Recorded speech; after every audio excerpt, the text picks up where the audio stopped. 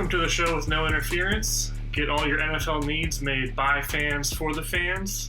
We are your hosts, Westside, Big Sass, and the Bull. So here we go. Well, I'm saying Eagle side Namdi Asamoah because he was like the big free agent there, and it was just so exciting. And then it came crashing down. I don't know if it was because on the Raiders he never got thrown to, and he was just never that good, or it was just the Eagles didn't play him right. Yeah, I remember after because the Titans historically don't really sign a lot of people, and the Eagles are like, we're winning a Super Bowl this year, and I was so jealous. And then it was like that Victor Cruz coming out party, and everyone's like, okay, the season's over. Victor Cruz single-handedly ruined that season. And I feel like that was like the Eagles had spent money on free agents in the past, like Asante Samuel was a big one. Obviously, Terrell Owens way back in the day, but like when I started really paying attention to like the ins and outs of NFL and the moves the Eagles made, and when we all three kind of got really like hardcore dedicated to it in like 2008, I would say, like high school. Like we were all fans of our teams our whole lives, but it wasn't until like high school where I was like really paying attention to every single move that happened in the NFL. And that was a crazy first offseason. So as an Eagles fan, I felt like that was the craziest offseason I've ever been a part of. But in totality, this has been a pretty wicked offseason. I remember that for me, the first like gut punch when it came to free agency was at the time Redskins stealing Albert Haynesworth. That's what I thought you were going to go with that. I remember I was like, 08 was so good, and I was like, just he got that 99 rating in that, and then I was telling people that his 08 season was one of the most dominant seasons by a defensive tackle ever, and I was so excited to run it back because we got robbed of what I thought was a Super Bowl year, and then I literally wake up the day of the first day of free agency, and Albert Haynesworth signed a $100 million deal with the Redskins. I was just like, what? And then, and then it just comes to find out that the entire Titans team was built on the back of Albert Haynesworth. It fell apart, and it took like almost 10 years to get back.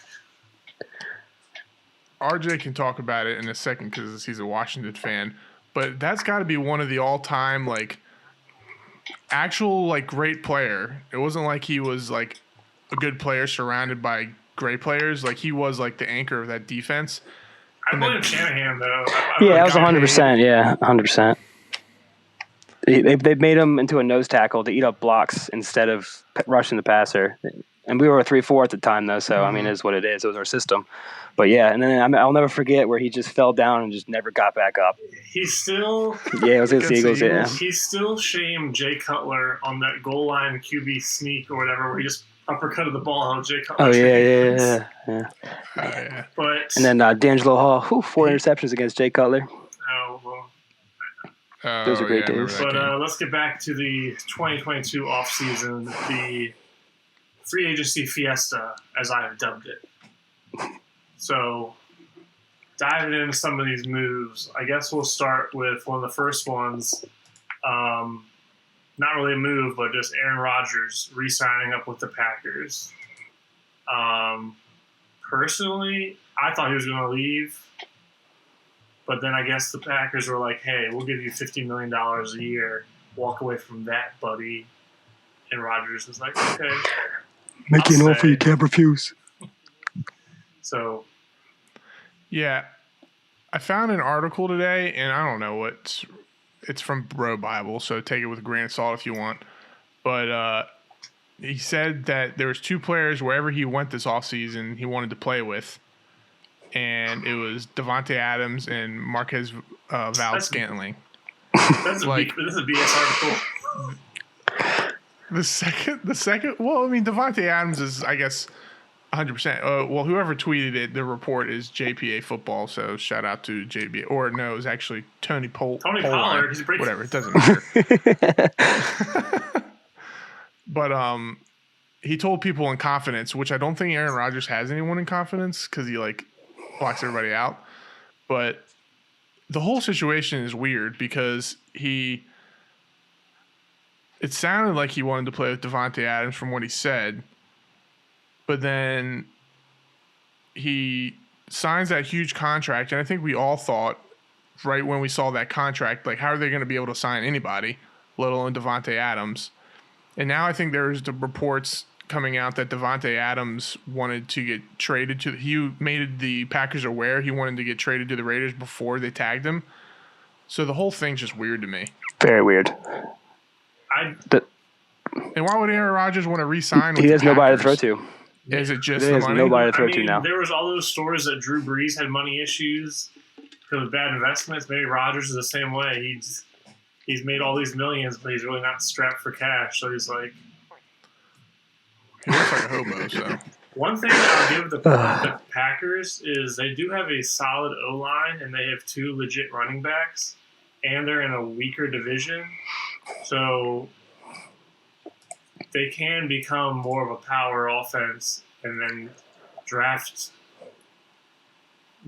Try and get this year's Jamar Chase, Justin Jefferson to be that rookie wonder wide receiver, and the defense, they still have talent.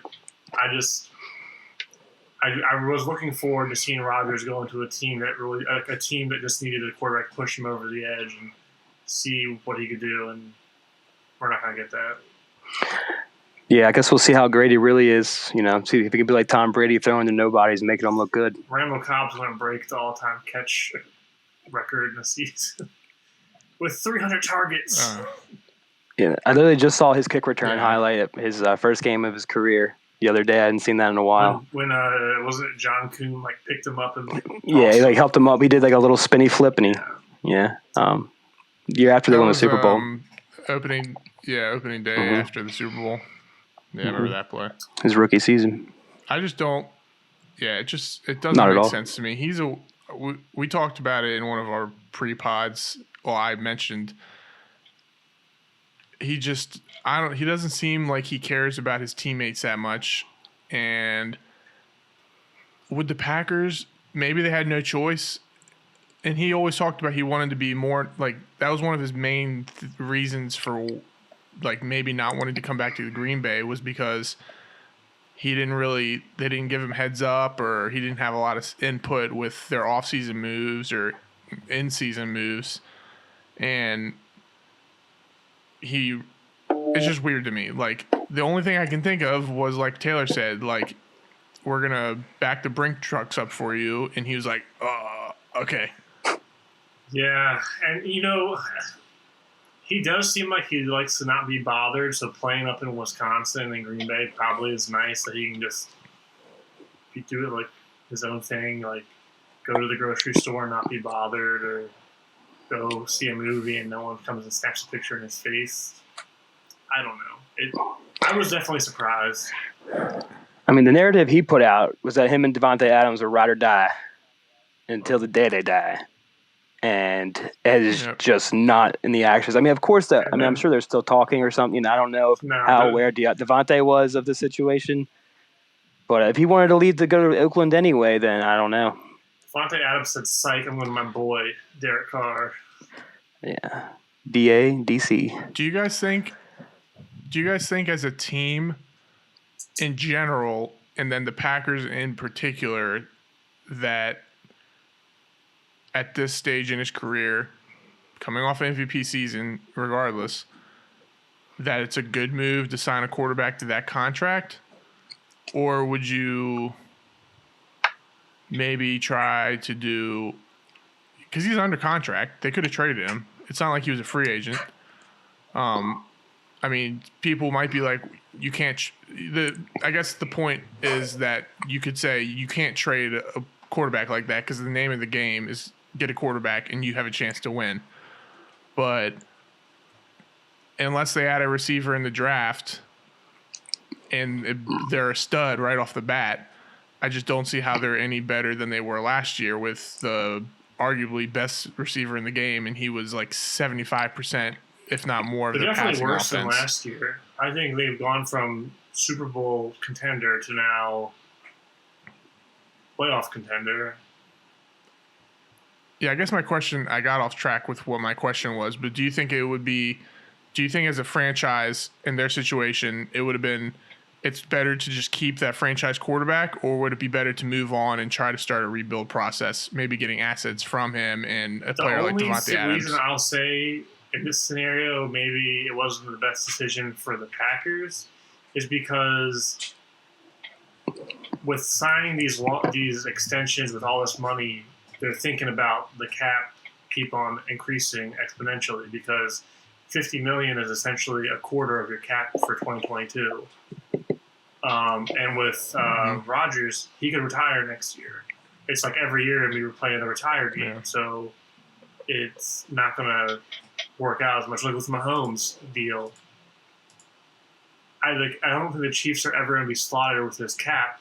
They're just going to keep increasing, and eventually quarterback deals are going to just get out of hand, and you're going to be like, oh, well, we locked Mahomes up for 10 years, so we don't have to worry about this little QB contract race. Do you think they'll restructure in maybe 2 years if he keeps going, or who knows? I don't know. I don't. Aaron Rodgers. I thought Mahomes' deal was broken down well enough. I heard. I don't know. I don't really think that Rodgers is going to play much longer. Yeah, fair enough. But let's just move on from Rodgers. It was the least exciting move of the offseason. So let's go to the first blockbuster. Russell Wilson gets traded to the Broncos. The Broncos receive Russell Wilson and a 2022 fourth-round pick. Seattle gets Drew Lock, Noah Fant, Shelby Harris, first, second, and fifth this year, and then a first and a second next year. What do y'all think? I like it. I mean, we've just discussed how getting a quarterback means you can win. I think their roster is pretty solid. They have some good weapons on offense. They have a nice up-and-coming star in Javonte Williams. I think Russell Wilson can still get you to a Super Bowl. If he's going to win it, who knows? But I think he still has the talent to do it. Defensively, I think, they definitely need some work. We talked about them getting some pass rush. I don't like the picks, obviously, but you got to give up big, for big players. It's a lot. Yeah. Yeah. At first, I felt like I didn't love the trade, but they traded for the most important position, like you guys mentioned, and everybody knows is quarterback. And they've been trying to fill that void ever since Peyton Manning retired. So they trade for Russell Wilson. When we were doing the division doctors, though I feel like we all three agreed that probably with a quarterback last year of Russell Wilson's caliber, they probably would have made the playoffs. They have a good run game. They have that 1-2 punch. One of their weaknesses, I guess you could say, was possibly pass rush. But they added Randy Gregory. I'm not a huge fan of Randy Gregory, and I think they overpaid him a little bit. But stolen from the Cowboys. That's a young pass rusher. Stolen from the Cowboys. That's all that matters. Yep. Yeah, that actually I took enjoyment in. And then, now they have two young pass rushers because they have him and then Chubb, who's still 27, somewhere around there. So they'll be fighting for the division. They signed DJ Jones too. So they have some more youth to the interior. So yeah. So if that's it's definitely some good moves. I want to see what they do. I mean, I don't know what their picks are looking like now in the draft, but I would like to see. It's one of them interesting ones. You can add a couple good rookies. Who knows how far that can go? Yeah, I think. Yeah. I mean, the gap between the haves and the have-nots as far as quarterbacks go in this league, it's very evident. Like if you have an elite quarterback or a above-average quarterback and you miss the playoffs, everyone's like, "What happened here? Should the coach be fired? What's wrong?" Like look at the Chargers. But the Broncos, more so than any other team, they've done this before. They had a very good roster. They bring in Peyton Manning, and then they get a Super Bowl. Granted, they had to carry them to the one they finally won, but they went to 2, and they got immediate payoff. And honestly, they maybe would have gone to 3 straight had Raheem Moore not forgot how to play safety against the Ravens. Yeah, I'll never forget Jacoby Jones. Yeah, so I like the move. Yeah. I was actually a little surprised by not the picks, but the players that Seattle took. Like Shelby Harris is an okay defensive tackle. Yeah, like a role player type. Yeah. I guess you need to get a quarterback just to have a body on the roster. And then, I mean, Noah Fant's nice, but he was throwing it to him. A top 10 tight end. Russell Wilson could have elevated his play. Oh, he would have been a great fit for Russell Wilson. Yeah, I don't think they have the best receiving core, but I think we all admit that it's talented, and Russell Wilson's just going to make that better most likely. And especially in the AFC and especially that division, they added a quarterback to go against those other quarterbacks, and they added pass rush to deter the other quarterbacks. So, I mean... Yeah, and the Rams just did it, and it worked out for them. Traded for a top QB.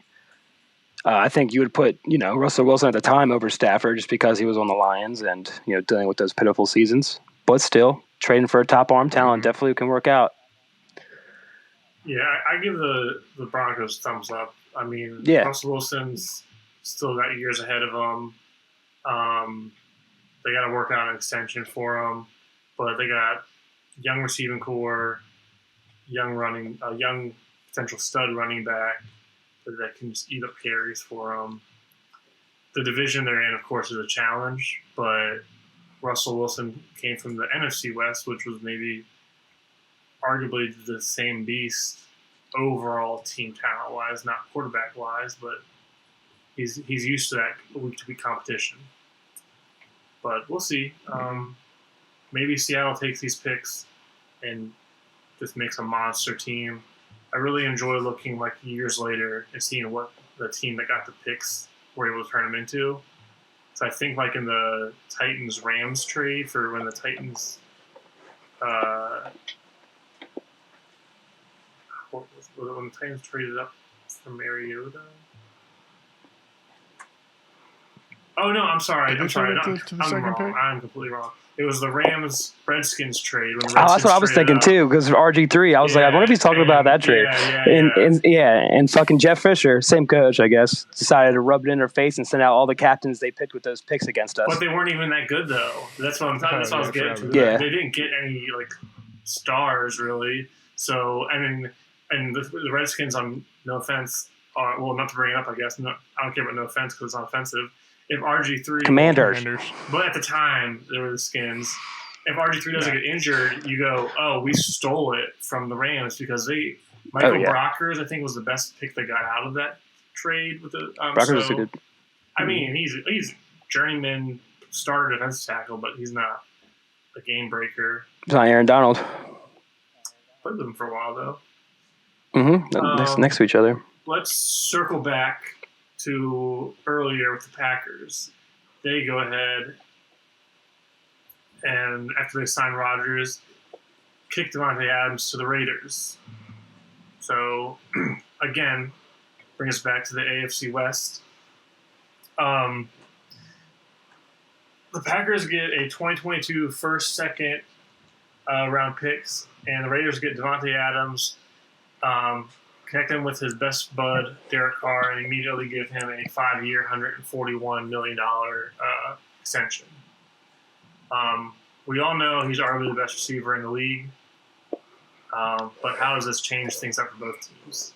Maybe focus on the Raiders because we did talk about the Packers for a bit. Yeah, I think the Raiders won that. They've had talent at wide receiver. Clearly, they have Mari Cooper. They traded him though. They got Hunter Renfrow, great in the slot. But they haven't really had that number one since Amari Cooper left, I don't think, really. You had Ruggs, who was potential, but we all know what happened to him. And I think it's great. I mean, Derek Carr seems to be who he is. We know who he is. He's a good quarterback. I think he can get the job done. He's good on his feet. He's got a good arm. And now you're just giving him one of the best weapons in the league to deal with the toughest division in the league. And I think it's going to help them, stay in those high-powered games, those high-scoring games where, if you're scoring 5 touchdowns, the other team is. I mean, you got to try and keep up. Yeah. They didn't go the route of getting a new QB, but I think Derek Carr is a top, when he plays well, top 15 QB, maybe already a top 15 QB on the back end of that. I think a lot of teams would take him. So they already had the QB, so they added a weapon. And I think when we're talking about trades for these high blue chip players for draft picks, even though it looks great for a team to get 2 first rounders or 1 first rounder, second, third, when a player is as talented as Davante Adams and they're still young, I mean, I would say in your mid late 20s, you're in your prime. It's an automatic win for that team, especially now. They have Darren Waller, Hunter Renfrow, Josh Jacobs. I'm not a huge Josh Jacobs fan, but maybe Davante Adams will open things up for him a little bit. Maybe Josh McDaniels will change things up. Maybe he can get creative with the offense. But from Derek Carr's perspective, they won. I think anytime you trade an elite player that is basically still in their prime, you lose that trade if you give them away. Especially if you're a team that is supposed to be a contending team. Now, if you're the only time I could ever understand it really is if you are going full on rebuild, our team is garbage, let's just hoard picks and dump all the contracts. But the Raiders basically made a season out of that grit and grind style, and when we need to get a conversion, we're putting Hunter Renfrow isolated and saying, hey, see if you can stick to him. And it worked. And now they're bringing in Davante Adams, who can do just that, but way better. And I don't know. If I was a Raiders fan, I would be ecstatic, and I would just be saying, F you to all the teams in the AFC West because we're coming for the division. Coming for it. Yeah, I refuse to believe Josh McDaniels had anything to do with that trade. That was all front office, upper epsilon shit. Yeah, it's gonna be fun. Does he have I would hope not. I'd hope they'd be smarter than that. Broncos issues. Jesus. I'm telling you, oh God, I don't even want to talk about how good of a movie it was if he had to put his fingers on it. Yeah, so looking at Derek Carr's stats, he had 23 touchdowns, 14 interceptions last year, 4,800 yards. Obviously, you're going to take away a little bit with Davante Adams coming in, but you're going to, like other receivers, but you're adding double that. I mean, Renfrow, he's going to lose some targets, but still he had 100 catches last year, 9 touchdowns. Darren Waller only played in 11 games, 600 yards. So, I mean, replace, obviously, Henry Ruggs is gone. We don't need to get into Zay that. Jones to the curb and not Davante Adams. Yeah, and that's a pretty good trade-off. And this is what I was always thinking about. Now, by the end of the year, everyone knew they had to stop Hunter Renfrow. So now Hunter Renfrow is going to get number 2 corners, or number 3 in some cases. Darren Waller, for the most part, you got to put a safety above him because he's just so tall, so big, so athletic. So now you got to say, who are we doubling? Davante Adams or Darren Waller? And as much as I dislike Josh Jacobs, I think he's overrated. He can still create yards up the middle and eat carries. And if he's getting, empty, well, not empty, but weak boxes to run up against, he probably will have his best year. Yeah, I think you need to always run the ball, whether it's working or not, to just set that tone. But if they can kind of set the tone with their offense, if they can click it this offseason and just fire right out of the gates with one of the best playmaking offense now. I mean, now they were good last year, and now they could be one of the most dangerous offenses in the NFL. I mean, Hunter, like you just said, Hunter Renfrow and Davante Adams might be the best route running combination in the NFL. It might maybe later down the season when it starts getting colder and teams are getting more tired, then they want to maybe lean on that big back, Josh Jacobs, and maybe with not running the ball as much, he's more fresh and maybe he can finally increase that yards per carry and wear down the other teams. So I'm kind of excited for them. I'm happy for Derek Carr too. I feel like he had that really good second year. I think it was his second year. And then he had the injury, and it's kind of just not gone well for him since then. So, all right, so we got one big move within the AFC West to break down. That's probably the most recent. Tyreek Hill gets traded to the Miami Dolphins. It was coming. The Cheifs receive in 2022 a first, a second, and a fourth. And then in 2023, they receive also a fourth and a sixth. The Dolphins get Tyreek Hill and then immediately give him 4-year, $120 million deal. Realistically, it's probably a 3-year deal, and then they get out of it or maybe extend it depending on how he does. I kind of laughed because I was like, oh, they gave one of the weakest arms in the league's best deep threat. And I'm not going to be mean, so y'all go ahead. Yeah. I like the Dolphins. Like I like where they're at, like their mentality. But at the same time, you still weren't even sure if Tua was going to be your guy. You know, like now you're going to surround him with weapons, and that's the thing you should do. But that was a lot to give up, in my opinion, for Tyreek Hill. Because yeah, he's fast as fuck. But his drops are becoming worse and worse. You don't even know how fast I really am. Yeah. That's fuck boy. Yeah, it's just, to me, it was a lot to give up. You brought it up. It's a lot to give up for Tyreek Hill, and then to sign him on that contract too. I don't know. You got a lot of options down there in Miami now, but can they even get the ball to him? We'll see. Yeah, I mean, Tua, I don't want to be the guy to say this, but is he like a non-winning version of Tim Tebow? I honestly was thinking Tim Tebow. They have the knuckleball masters, the way they throw with the left hand and that open technique. It just doesn't, like, Tim Tebow won. I'll give him credit. I don't think he should have been out of the league, but he's not a great quarterback. He's not a great thrower of the football. I thought the same thing, Taylor, you said. Like, he ain't gonna be able to throw the ball deep. They're gonna have him and Jalen Waddle run down the field, and Tua's gonna throw it as hard as he can. It's gonna go 10 yards and get picked off every time.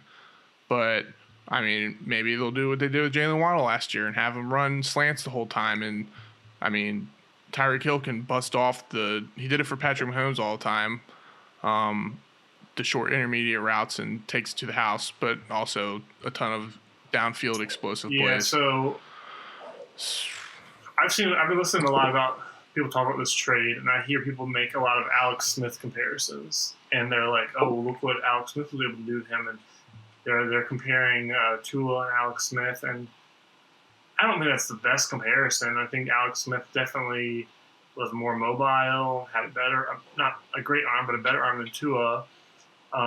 He just it wasn't part of his game. There's a lot of quarterbacks that their game is the short, efficient passes, but they can sling it deep if they need to. I do stand by my one philosophy that a game-breaking burner receiver is the one thing that will always give defense coordinators nightmares and can unlock even the most stagnant, trashy offensive game plans. My one reason for liking this trade is Mike McDaniel, because he comes from the 49ers. He was their run game coordinator. Mm-hmm. I'm not saying turn him and Waddle into Debo, because I don't think that's, one, really their game, and two, I'm not a big fan of running my star receiver into a defensive tackle. But last year, I think it was, I could be wrong, but I think in average speed as a ball carrier, it was Tyreek Hill 1, Deebo Samuel 2, and then Waddle 3. So now you have 2 of the top 3 fastest ball carriers in the league on one team. And they picked up Raheem Mostert, who 2 years ago I think was the fastest ball carrier. So, yeah, this is basically going to be like all those Madden Raiders teams years ago when you're like, I don't know if it'll work, but I'm definitely going to be able to outrun everyone. Draft the fastest player. Yeah. I mean, they added Cedric Wilson. I guess he's going to play slot. So, I mean, at this point, Tua has no more excuses either. So, either get it done or get it packing. Don't make Teddy come back out of a freaking backup position now. Well, he'll come over and take your job. Teddy got interviewed, and they're like, "Are you gonna like compete for the starting role or something?" And he's like, "I'd rather not say." Yes. I mean, I think it's. I would take Teddy over Tua, and on a good team, an established team. Not saying the Dolphins are an established playoff team, but in that situation, I would take Teddy Bridgewater over Tua. Tua might have a higher ceiling, but they also brought in Chase Edmonds. Sorry, I want to bring that in there. He's solid. Oh yeah, he's yeah. very good weapon. Yeah. So they got a ton of weapons, literally. Another quick guy. Yeah, I like what you said, Taylor, with Mike McDaniel, the coach, Mike McDaniel. Especially with all the weapons they added, and having the deep threat is a very important part of an offense and something a defense doesn't want to have to game plan for. But I just think it all comes back to Tua and that arm. Yeah. Now McDaniel was the one from the Shanahan's coaching tree, right? Yeah, he was the running coordinator last year. That's why. Okay, it makes sense to make the connection between Debo now too. Yeah, definitely don't want to do that with Waddle. Let him do his thing out there. I mean, they also got Tyreek, Mike Gesicki. Gesicki, they re-signed him. Yeah. Yeah. So I mean, it is Tua. Like, if they had nearly any other quarterback, I don't think we would even care. We'd be like, "Oh, good job, Dolphins." This would have lasted 2 minutes. Yep.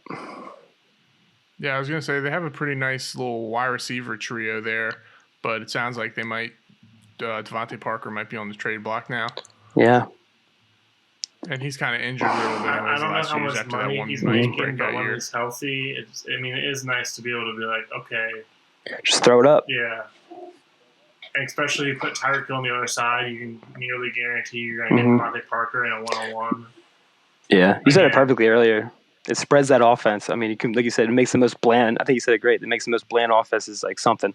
You could literally, get to worry about them. I like what RJ said. Tua, you gonna get it done this year or hit the road? I mean, what else can they do for him? You know, defense is solid. All right, I think it's about time we got out of the AFC West. We all know they're spending money. It's an arms race, it's a pass rush race.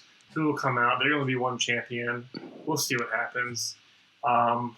Next trade, Carson Wentz to the Washington Commanders. The Colts get a 2022 second and third and a 2023 third.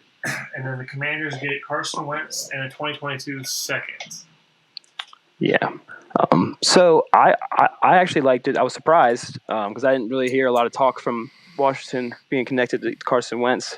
But definitely liked the move for what we gave up. We literally swapped second-round picks, and we gave up a third this year. And then the one next year, if there's a certain stipulation in the contract in the deal that if he hits a certain mark or whatever, then 70%. It's just like with the Eagles. Yeah, then he'll.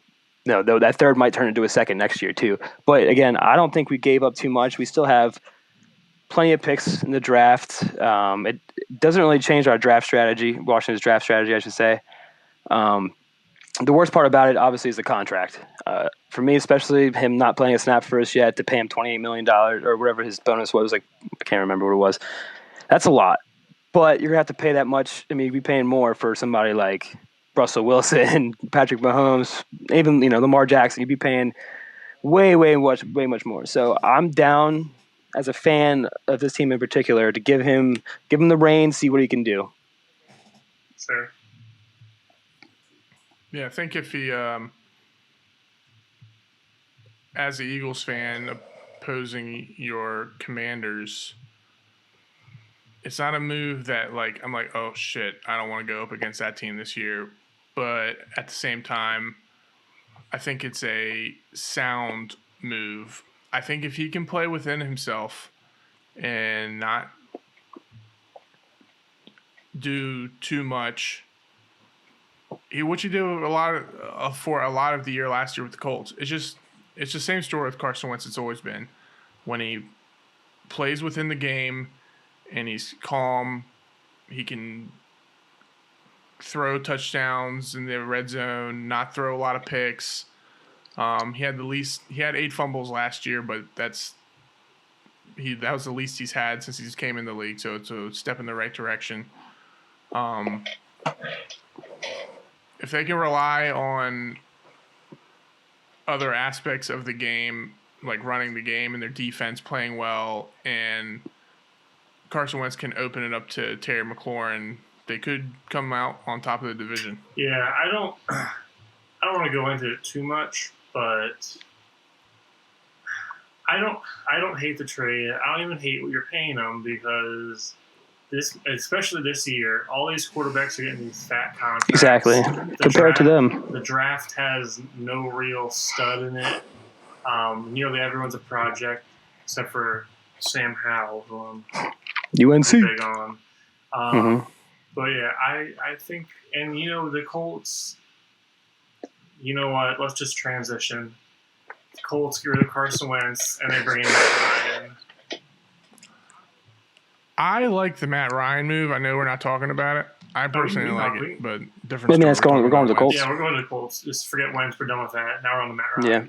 So the Colts gave up a 3rd-round pick this year for Matt Ryan.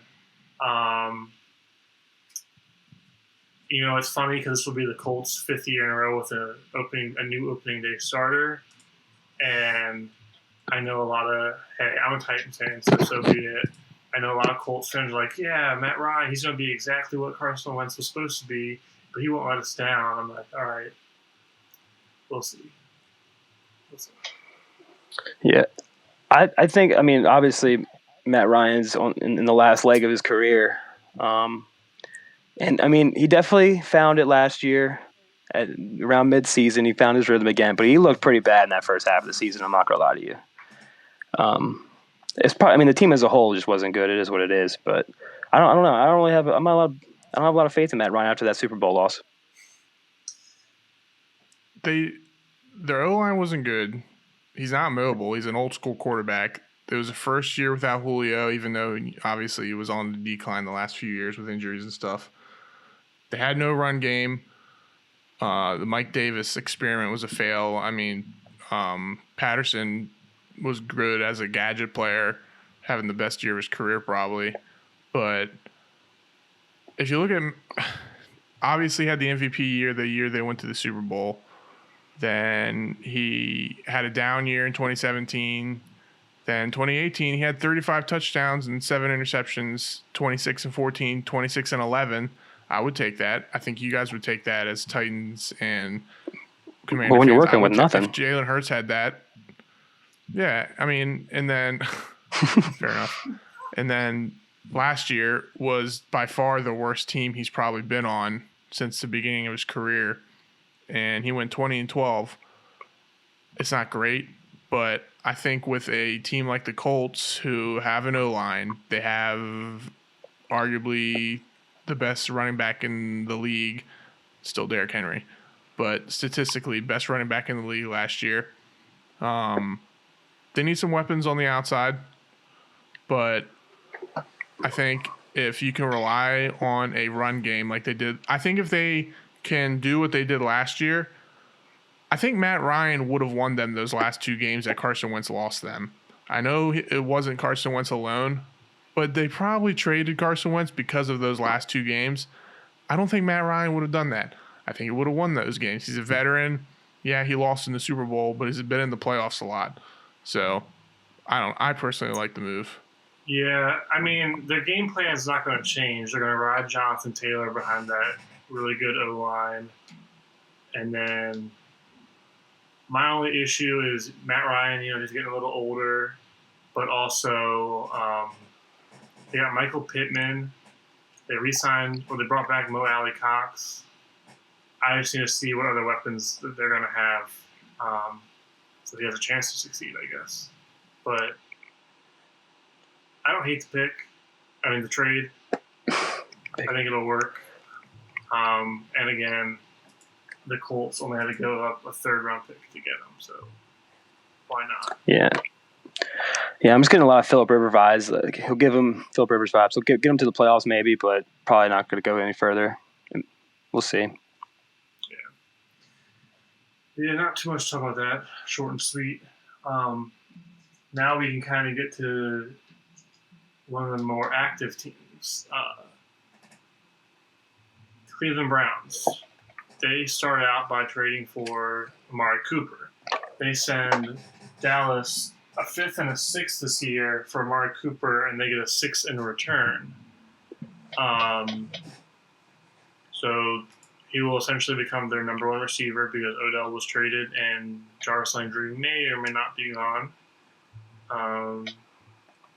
You all have definitely seen a lot of Amari Cooper being NFC East fans. So he torched us, man. How do you grade this?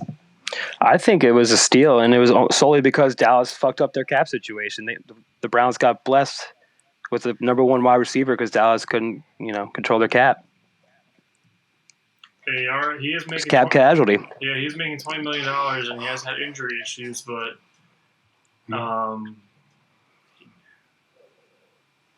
he is borderline a number 1 receiver. I would say in the past few years, he's definitely had some crazy games to inflate his stats, but he can get open. He can play against number 1 corners, so not a bad move for Cleveland. Yeah. The biggest move, though, Deshaun Watson. Did you guys see that there's a second grand jury looking at the case? I thought they said they weren't going to charge him. Yeah, apparently they're not going to charge him already. They decided. Well, that's good, because that would have gave, as a Browns fan, owner, whatever, coach, I've been like, motherfucker. Old news. Yeah, I only saw the one update, but okay. Good. Yeah, we can go to the second Browns trade.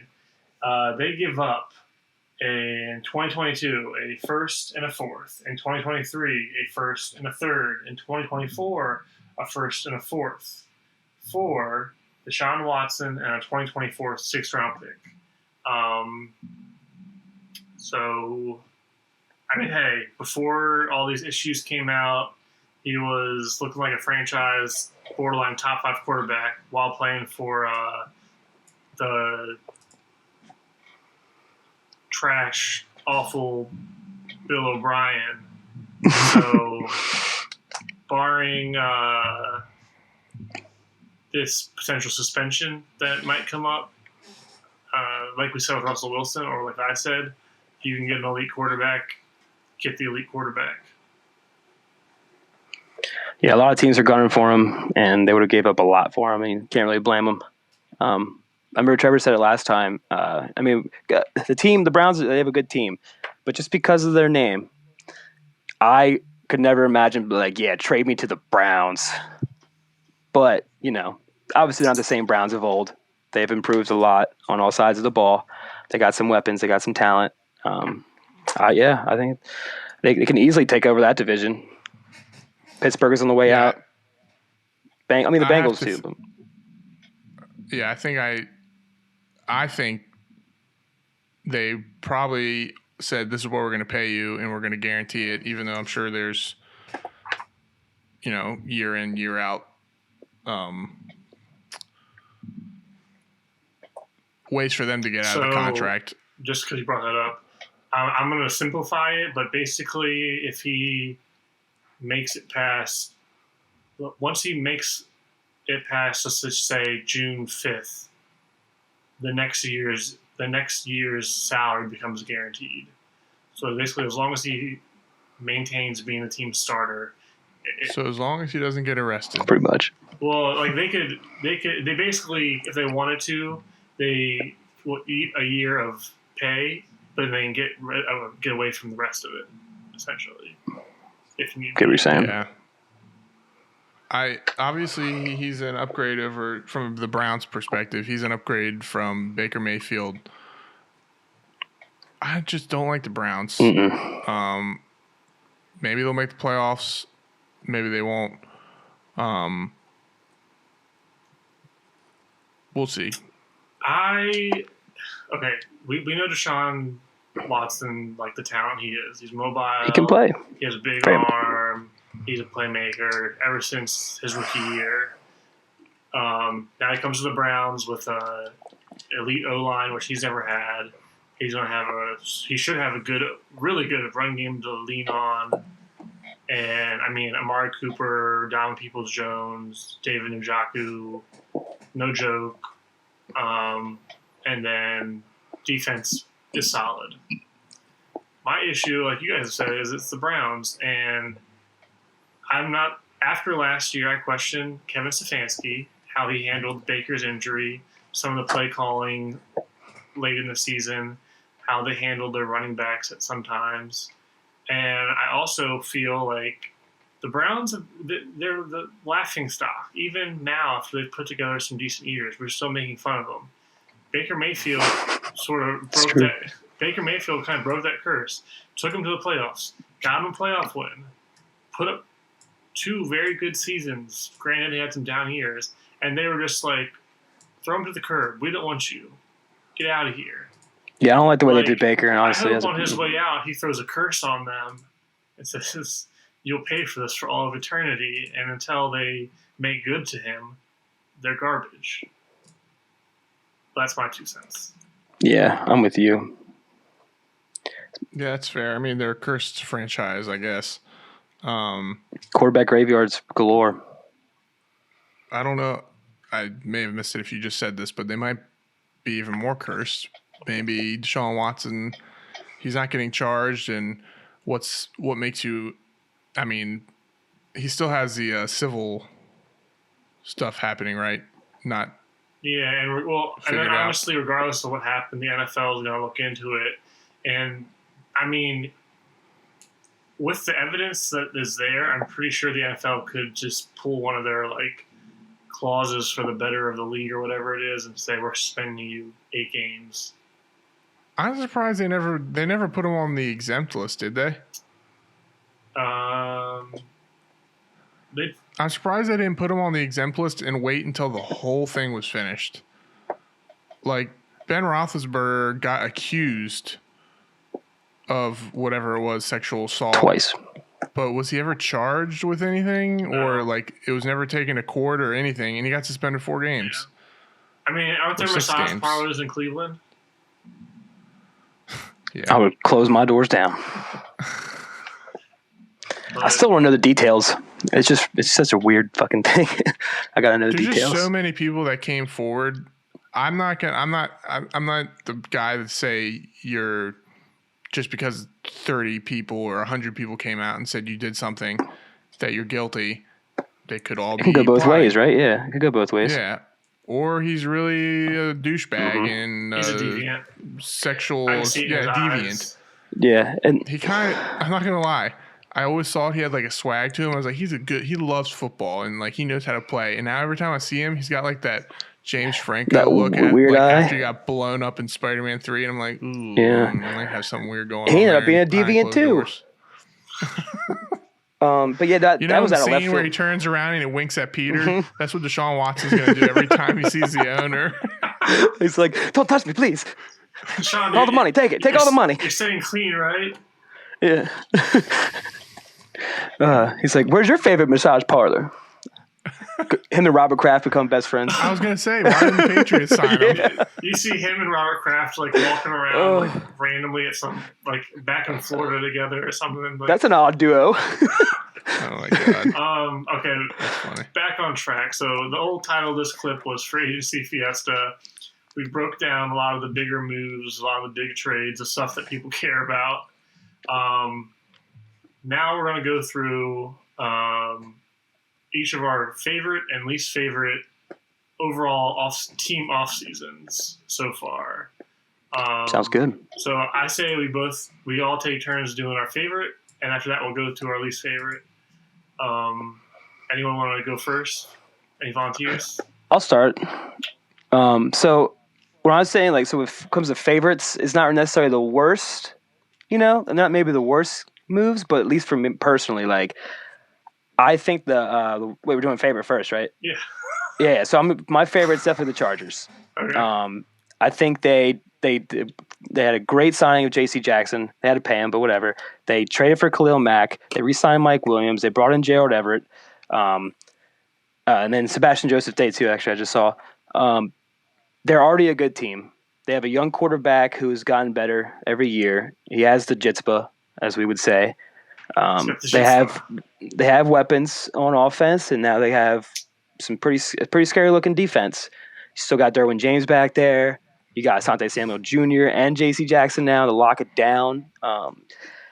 If Herbert can continue doing what he's done, and they do what we said in the breakdown, which is maybe add one more running back or somehow, a little power back action in there, that division, they could take it. Who knows? I mean, it's up for grabs, but they could definitely take it. they gotta pay the piper to get rid of this Chargers curse because they're definitely one of the first teams too. Yeah. But yeah, that's fair. I mean, no team made probably a splash like they did overall. They're basically the Patriots of last year's free agency. With Judon and all them, yeah. Yeah. So, Trevor, you ready to go, Trevor? For the sake of keeping it interesting, I was going to say the Chargers as well, but I kind of had a tie between a few teams, so I'm just going to pick one that I also liked, and I'm going to go with the Buffalo Bills. Buffalo Bills. I feel like they gave another weapon to Josh Allen, O.J. Howard. I don't think any of us love him, but he's an athletic tight end that can make plays, and Josh Allen should help him. Probably, I just think that's a good move. They added to their offensive line. I'm not sure how good the Titans guy was last year. Oh, that was on the Taylor. Oh, Stafford. Staffold. The tackle. I think he's old and done. He's always injured. Yeah. He's lost his strength. He might be an improvement for them, but I really didn't mind when the Titans cut him. Well, they added him regardless. They added Shaq Lawson at the end. I'm not familiar with Tim Settle's play. RJ, he's from the Commanders, apparently. Yeah, I'm a big Tim Settle guy. Taylor will tell you a little bit about him, too. He was a part of that rotation because, him and Ioannidis would come in right behind Allen and Deron Payne, and it was like nothing changed sometimes. Tim Settle's a dog, and they got them a dog. Yeah, and then they added Daquan Jones, and then last but not least, Von Miller, which they kind of gave him a ludicrous contract. It's one of those fake NFL contracts. We'll see how much money. Yeah, I like that right there because I don't think he's going to get all that by the time it's all said and done. But I guess what I liked their offseason was because they already had a stout defense. They already had a good offense. They were a bad defensive strategy at the end of an overtime game from going to the AFC Championship, and I think we all like them to go and possibly win the Super Bowl if they beat the Chiefs. Most definitely. They're my pick to go all the way. AFC pick for sure. Yeah. So they added to that offense, and they added a difference maker in the Super Bowl and a pass rusher, Von Miller, just last year. So, and especially with the AFC and all the quarterbacks, I think they have had a good offseason. Fair. All right. Yeah. So my pick is I kind of went with a dark horse a little bit, but I went with the Washington Commanders. Woo! Hometown hero over there. So, okay, what's that? Respect. Psycho killer. They trade for Carson Wentz, and like I said earlier, I did a little foreshadowing. I said I didn't want to get into it that much because I'm going to talk about now. They trade for Wentz.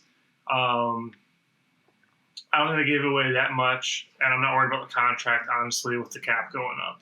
And he has his flaws, but look at the year he had. He put up like 27 touchdowns, 7 interceptions, and 27-7, yep. Yeah, and he had some really bad games in there. I get it, but he was playing injured on a new team. The Colts weren't. I think the play calling on the Colts was subpar. The receiving core wasn't great, but so I like that. You have a fairly well-rounded roster. Get yourself a quarterback. If you don't have a quarterback, it's near impossible to compete. They signed Andrew Norwell. I like that. Fill in at guard. They still have holes in the O-line, but you got to plug them one at a time. And then they re-signed Bobby McCain, who is kind of a journeyman, but he had a good year for him last year. Yeah, he did. I remember I texted our group chat in disappointment just because I was just looking for one kind of little bit, just one, maybe not like a big splash signing, but just maybe another piece for the secondary that wasn't here last year. And then if you look at their roster, all right, they got now they have Carson Wentz. They got O-line is shored up. Sam Cosmi, I think, is a really good tackle. Charles Leno Jr. He's better than a body. He's an NFL tackle. He's not great, but he's solid. He's consistent. Terry McLaurin, Dynami Brown, Cam Sims, Logan Thomas hopefully comes back. Curtis Samuel, who barely played last year. At running back, they have Antonio Gibson and J.D. McKissick, who I think is one of the more underrated duos. And then the defense, I mean, just look at the defensive line. Montez Sweat, De'Aaron Payne, Jonathan Allen, Chase Young. I get it. Some teams made some splashier moves, but I think this is a very sound offseason to compete in a division that is probably up for grabs. Yeah, I like your take. Everyone has their own opinions, but so now let's go to our least favorite. I guess we can keep the same order. So, Raja, if you want to go to I'm going to go with the Arizona Cardinals. I think the defense is good, but they only added Jeff Gladney. I brought him up. Was a Vikings first round pick a couple years back, but he had to deal with some sort of sexual assault charge or something like that, so he missed last season, I believe. But it got dropped. Everything was dropped, but he hasn't played since 2019, 2020. But they got Byron Murphy. You still got Justin, Isaiah Simmons. Yeah, so it's good. But I would like to see them maybe just bring in somebody else on offense too, because you're getting rid of. I know they got the young boy Rondell Moore, and you got DeAndre Hopkins. But maybe just bring in one more weapon for Kyler Murray, or you got rid of Chase Edmonds too, so you could just rely on John Connor the whole season. I think we all agree he was just a James Conner. I say because of Terminator. I think they gave James Conner too much money, to be honest. Yeah, because all he did was vulture touchdowns from everybody else, which is fine. He's a big power back. You're supposed to put him in the goal line. It makes sense. Good for the fantasy owners that had him. But they just didn't, in my opinion. You always got to make a big splash. They were the oldest team by average, though, last year. And I didn't see it change really that much. I know that they lost one of their older players in Chandler Jones, right? He left? Yeah, he's on the Raiders. Yeah, so exactly. And then you got J.J. Watt now holding down your defensive line. I think we all know he's well past his prime. They got Marcus Who else?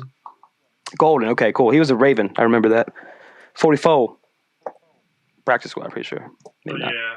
I might be tripping. Especially, they're not having the. I put all that on the side. The whole Kyler Murray issues that they're having is not good. Exactly. So that's my least favorite. Y'all see what he said? No. He said it wasn't anything like wow, but he was like, I'm not really too worried about my future as a Cardinal. I don't know. After that performance against the Rams, I wouldn't be either. Yeah, just some. I don't know. I feel like it was something weird to say, and as a player who you'd think is their franchise quarterback, you would. I don't know. I just thought it was weird. Yeah, and I get what you're saying. I wouldn't have said it like that if I was trying to play on the Cardinals for a long time. Mm-hmm. Was that today? Because I hadn't heard any talks about him in a while, and I was curious what was going on over there. March 24th. So it was yesterday, today. 2 days ago. Or it is today, yeah. And my days mixed up. I was thinking today was Alright, 26, but that's Saturday. That's fresh. What was your least favorite team offseason? I had a few teams that I felt like had quiet off seasons. Quiet? But I'm gonna go. Bad. No, exactly. But some teams that are not as good, but I'm gonna leave those out of it. I'm gonna go with the Packers. Fair enough. Fair enough. I didn't like they got a first round and a second round for the Raiders, but they're a team that, and whatever else they got, but they're a team that was a Super Bowl contender last year. Aaron Rodgers was the MVP, and you got rid of your best weapon. No answer to replace him.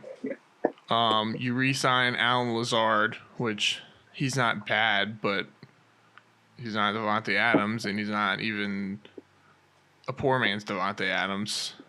Then they gave, who's the linebacker? They re-signed a linebacker, Campbell, for $50 million, and he's 29 years old. He was a first-team All-Pro. Give him his respect.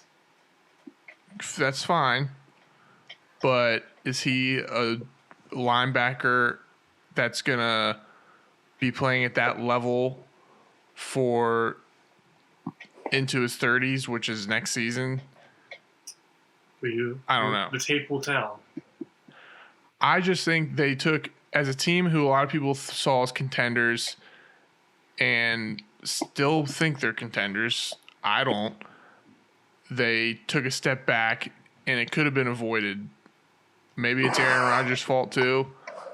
I just don't like the moves they made from a franchise standpoint. This could be a move in 3 years where they're the laughing stock of their division and they're in a rebuild mode. And if Aaron Rodgers is gone, I just haven't. Yeah. I haven't liked it. Yeah.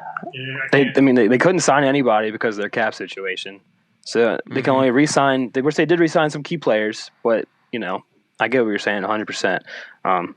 Aaron Rodgers is just the opposite of like everything Tom Brady is. Doesn't cheat. Hasn't been caught yet. Just kidding. Hey, I mean, maybe Aaron Rodgers should cheat. Maybe you'd have more than one Super Bowl. Yeah. Hey, man, if I was in the NFL and I at least had one Super Bowl, though, I could retire happy, I feel like. Because all the players that don't get to have a Super Bowl ring, man, that's probably haunts them to the day they freaking died. Yeah. So deep down in their thoughts. For my pick, I'll be honest, I'm taking the layup. Jacksonville Jaguars. I mean, Fair enough. We have all three said that we did all really like the Doug Peterson hire. I think we can all agree that we thought that was a sound move to help Trevor Lawrence throughout the beginning of his career. But you franchise tag Cam Robinson, which isn't a terrible move. You get your left tackle. Ideally, you'd maybe work out a deal because you don't want your franchise quarterback to be getting blown up for his first few years, like some of these other guys. But then they signed Darius Williams from the Rams. He's a good corner. I'm not hating on him, but they gave him 3 years, $30 million. He's a little on the short side, and he historically isn't a slot corner. And Shaquille Griffin and the Jaguars' other corner are taller, lankier outside corners. So he's not really filling a need, and you're giving him $30 million, $10 million a year. So I don't love that. They bring in Evan Ingram, and they give him essentially a 1 year, $10 million deal, and he can't block. And he also mental errors. Yeah, he gets the drops.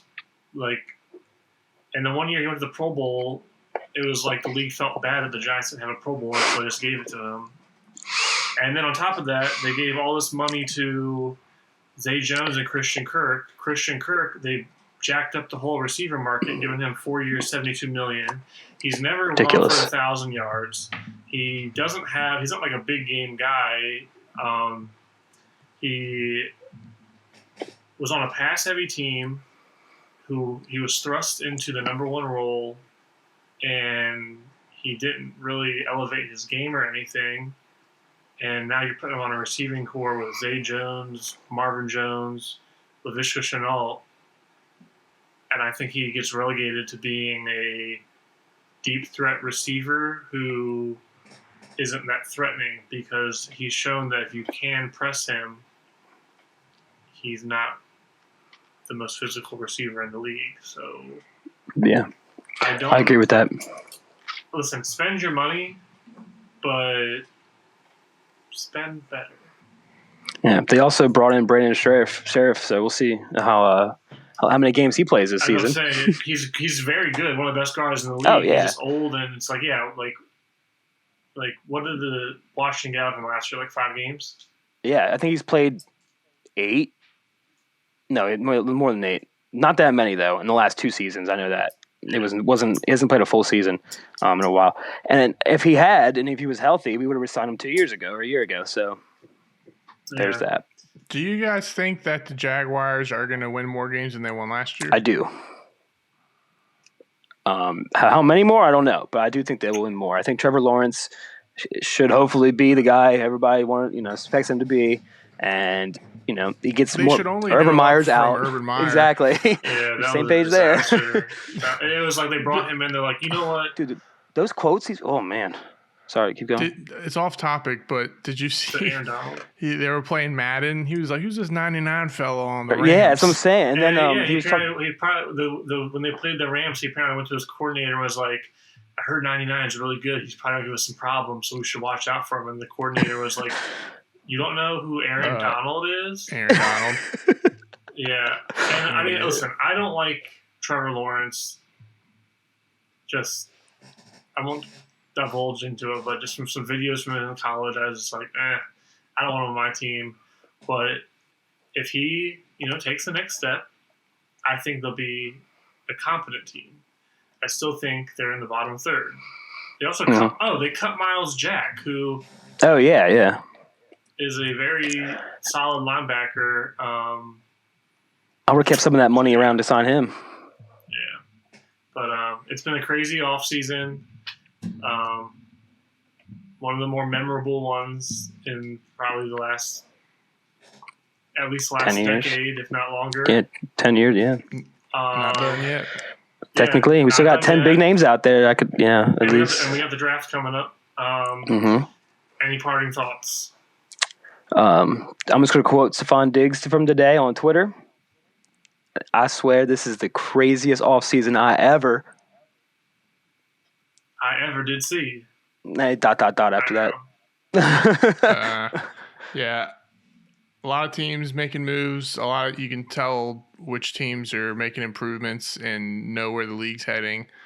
AFC is going to be tough next year. I'm looking forward to that. The AFC West. Yeah, it'll make for a fun season. I'm excited for all these changes. But I guess that does it for the show. Again, this is No Interference. Thanks for tuning in. Again, it is Westside, Big Sass, and the Bull. Like, subscribe, share, drop a comment.